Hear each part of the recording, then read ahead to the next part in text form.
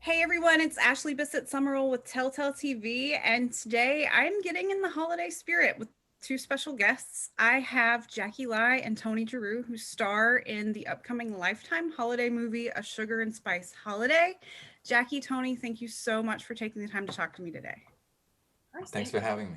Yeah, absolutely. I'm so excited to talk to you guys about this movie, which is Lifetime's first movie centered on an Asian American family for the holidays. Can you just both start by talking a little bit about how important that is to you to be a part of a film that's kind of groundbreaking in this way? I definitely feel like I took it very seriously. There's a lot of responsibility that comes with being, I think, the first anything. And so I didn't take the project lightly at all. I didn't talk to like my friends or my family for the entirety of the shoot. It's a very rigorous shooting schedule. But also, I really want to, do the writing and the character and the people proud because it is a really, really sweet story and really great characters. And I wanted to make sure that I fulfill that to the best of my ability. Yeah, for me as well, it was huge, huge. And to be able to see, my own culture or some of my own stories and being able to relate to it in a way that I never really have before on screen. I think that with American culture, and I always had such a, admiration for what it was on screen, but I never fully related to it. And to be able to see that, on the script and then taking part of it, it's extremely humbling. Extremely humbling, extremely exciting, and like Jackie said, a lot of responsibility that I was ecstatic about taking on. And Lifetime is kind of making a move towards this, right? They're Mm-hmm. working toward trying to reflect more people Mm-hmm. movies. Mm-hmm. And they also used an Asian casting director.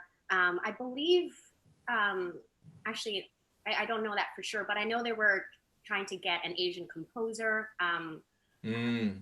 right? And our director, obviously, and our writer. So I think that's just like such a beautiful way to make this project, and I'm so thrilled that that's the route that they took. And I hope Mm-hmm. we got more doors for more projects to be, this assembled. Mm-hmm. I think it's incredible that, like, yeah, like Jackie's saying, that Lifetime is stepping up and taking a chance in a way, and for us to be part of it, and for people like our producers as well, who were extremely welcoming and supportive of Asian representation. So tell us just a little bit about, obviously without giving too much away, but what can we expect from the movie? Tell us a little bit about it. Um, well, make sure you have snacks nearby because Mm-hmm. it will definitely make you hungry. Um, I feel like the story is really sweet. There's a lot of comedy, and I feel like if if you have an Asian friend or know their family, you'll be able to spot a lot of these characters in the movie. Um, so I'm really excited for that. Yeah, what else do people can expect? I think yeah, this idea of, I think it's a really neat, Christmas story that is filled with love and joy, with a lot of beautiful accents on Asian culture, and letting that, being a beautiful mix, where it's not just like Asian centered, but it really is about being Asian American. Mhm. So this is obviously this love story. We get that kind of classic, element. How did you guys work to develop the chemistry between your characters? I'm Acting, gonna wear a mask, so I didn't have to look acting. at his real face. It's acting, I can't stand her, but once they say action, I'm like, I'll do it for the job. I'll do it. It's a social responsibility to tell this story, and Make it I'm, till you make it is how we got it through. Honestly, we got so lucky. First off, we were represented by the same agent. Shout out to Elena.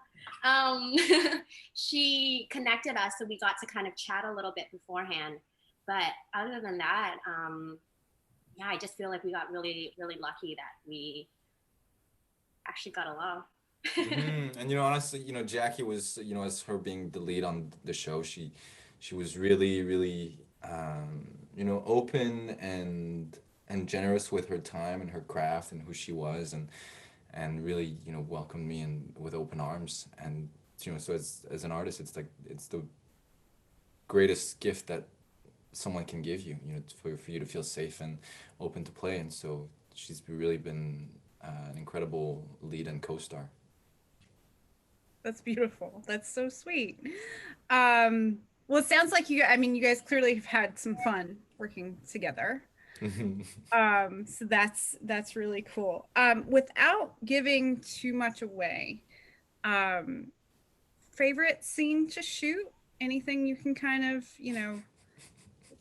Tony's got a favorite. He's No, got I was, I was, Oh, go first, then, I Tony. was You got it. staying up. There's a scene that Tony and I shot where he does this really sweet gesture for Susie, and I feel like it's every girl's dream to be in a scene like that. I remember reading it. You're welcome. Yeah, I should thank Irene, not you, buddy. Irene. Yeah, and like to live out that moment. But also, I really, really enjoyed the scene I had with Ty, who plays my dad.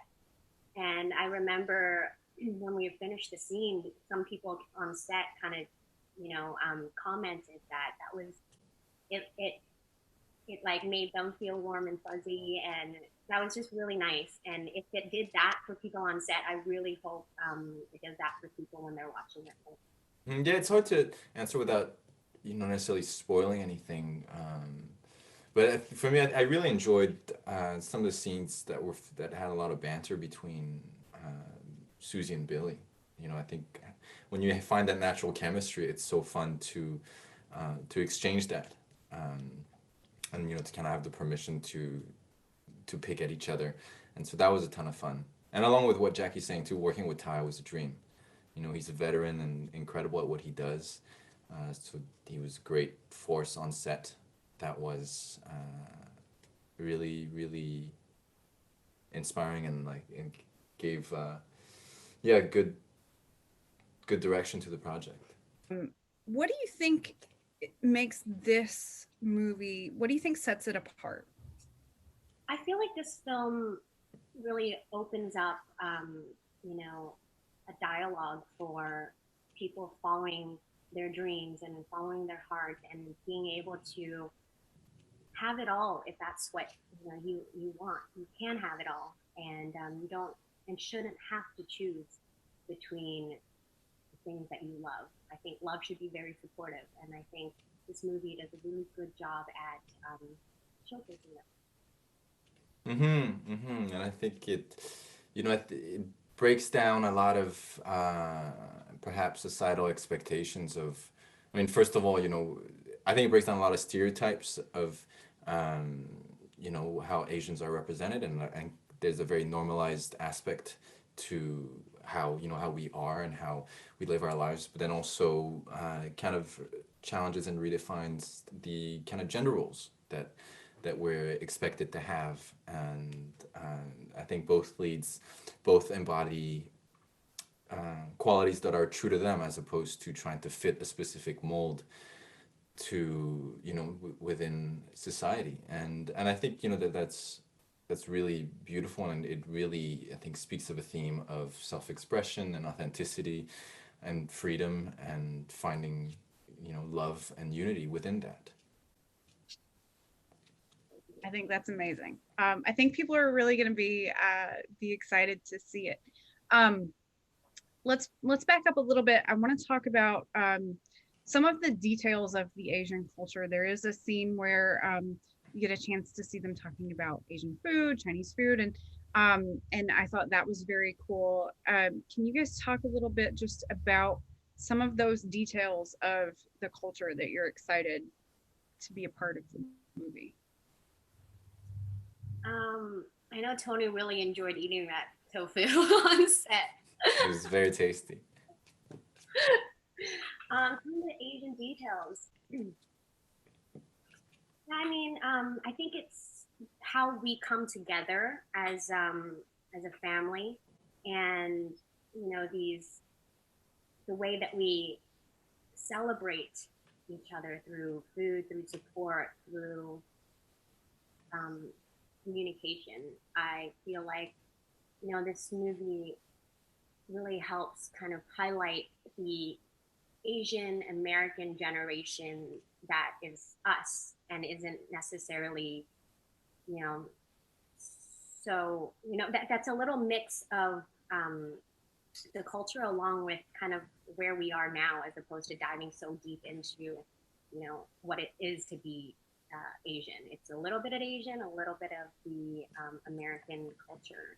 And I think, yeah, I mean, I'm glad that you point out, the dinner scene, because I think it's a scene that was very intended, to showcase, I think, a lot of aspects of Asian culture that are a big pride. I think the food, like most cultures, take a lot of pride in their food, and so there is that scene. And I think overall in the film, having so many empowered Asian voices, and Asian creatives, I think it'll also show in the nuances of the film, that it's not always having to be shown, but it's just where, because we had so many, Asian actors, an Asian director, where within this I have to think about, oh, how would this happen within the Asian American culture? I think in a lot of ways we're living it, and we're able to bring that to the story naturally.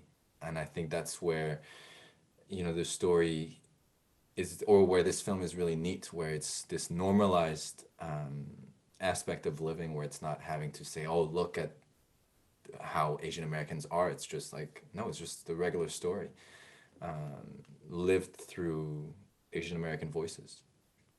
That was a really fun scene. I'll be excited for people to see that as well, I think. And then, of course, the movie also, a big point of it is there's this baking competition, which is really a lot of fun. And so I'm curious to know how that was for you both. And what are your real life baking skills like? If I had to bake in real life, it probably wouldn't be working. Yeah, bake. I feel like it's such a science, and respect to people who can and who don't. Not my forte. However, I'm a really good eater. If ever baking, you call me to come eat it. Um, but as far as filming it, we were really just responsible for, I think, final touches, essentially. But the scenes, all the baking scenes, were so much fun because Tony and I got to banter and joke around a lot. The food that was brought on to set by a professional was, breathtaking, and I don't know how much it's showcased, but the cookies, the gingerbread houses, that was just mesmerizing to see how it can look like. I think that one of the beautiful aspects of filmmaking is that you get so many people at the top of their artistry come together to make something, to come together and make a film. And I can't remember the name of the baker who did most of the products, but it was really neat. But like Jacky said, we didn't get to actually bake. But personally, I cook a lot, but baking I only do occasionally. But I did bake some bread, and Jack said it was pretty good, so Hey, I get some credit there. what kind of bread? Just basic white bread. It was it was just to get really comfortable with the dough. One thing that I noticed in the movie that I thought was really cool is, as the narrator, Susie, especially towards the beginning of the movie, she kind of introduces characters by assigning them a baked good. um and it's really cool. It's these things like, oh, crumbles easily, kind of dry on the inside, shiny, polished, sweet, things that are complex or not. And so I wanted to put you both on the spot a little, and see how in real life, what baked good you might assign one another if you had to choose one. try something new, Tony, because we've had these questions before and we've used some same dessert, but something just kind of came to mind for you, Tony, right now. All right, let's hear it. I feel like the almond croissants, the croissants, Mm-hmm. almond croissant. I love them. I love that there's this surprise sweet center with a little bit of nutty pieces because Tony can be A little nutty. nutty. But also, you know, it's croissant. He's half French, and I think I like you know it has a little bit of like hard exterior, but mostly it's soft because he's a really sweet and sensitive guy, and so I'll give him that like almond croissant. That's a great one. Thanks. That's fantastic. I think Jacky would be like one of those she'd be a cake in like a Top Chef competition.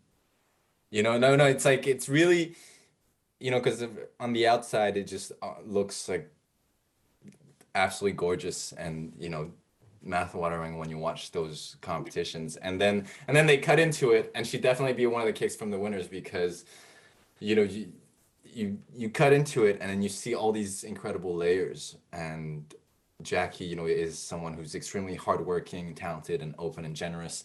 And then, you know, you have a taste of it and you go a layer deeper and there's incredible sensitivity and caring and such a big heart that you probably just have withdrawal and a hangover from eating the whole cake the next day. That's amazing. I'm so glad I asked you guys this question. Boom, mic drop. Thank you guys so much for taking the time to do this. Before I let you go, where can people find you both on social media? Well, you can follow me at Hi Jacky Lai. I always do follow for a follow. So reach out, you know. You can follow me at TK Giroux. No follow for follow there. Follow for follow, you know, video for video. Video challenge. Let's go. Video dance challenge. Okay, and so you can catch A Sugar and Spice Holiday on Lifetime December 13th at 8/7 Central.